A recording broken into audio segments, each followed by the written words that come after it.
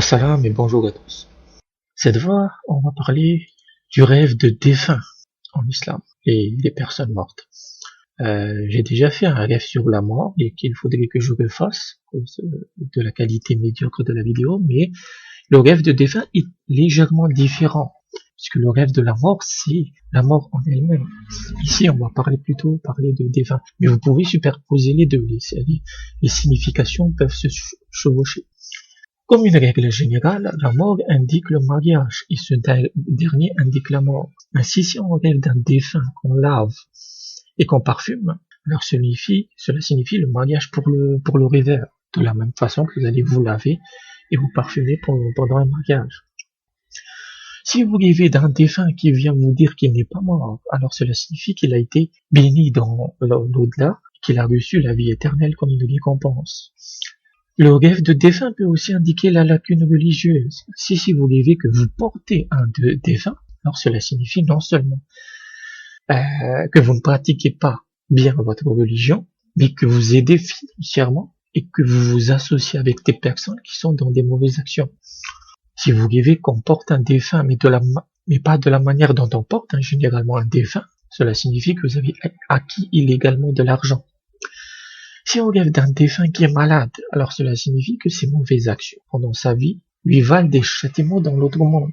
Et ça, c'est valable pour toute l'apparence d'un défunt. C'est-à-dire que si vous voyez un défunt mal habillé, mal lavé, qui souffre, dont le visage est stressé, cela signifie qu'il subit des châtiments.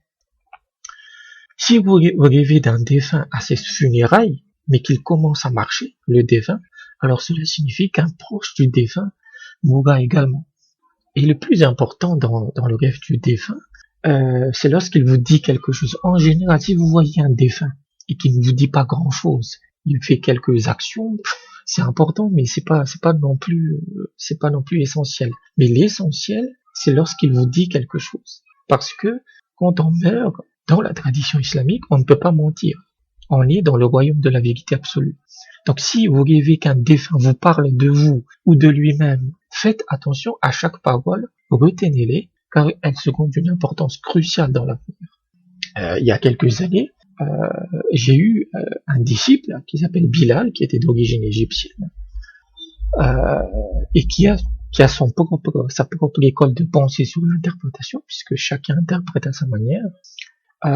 Lui, dans cette interprétation du défunt qui vous parle, il pense qu'il y a de fortes chances que cette chose se produise parce que justement c'est la vérité. Le problème, c'est que en pareil, ça paraît évident. Si par exemple le défunt vous dit, vous allez faire un pèlerinage à la Mecque, vous allez sans doute le faire, pas l'année prochaine, mais dans plusieurs années.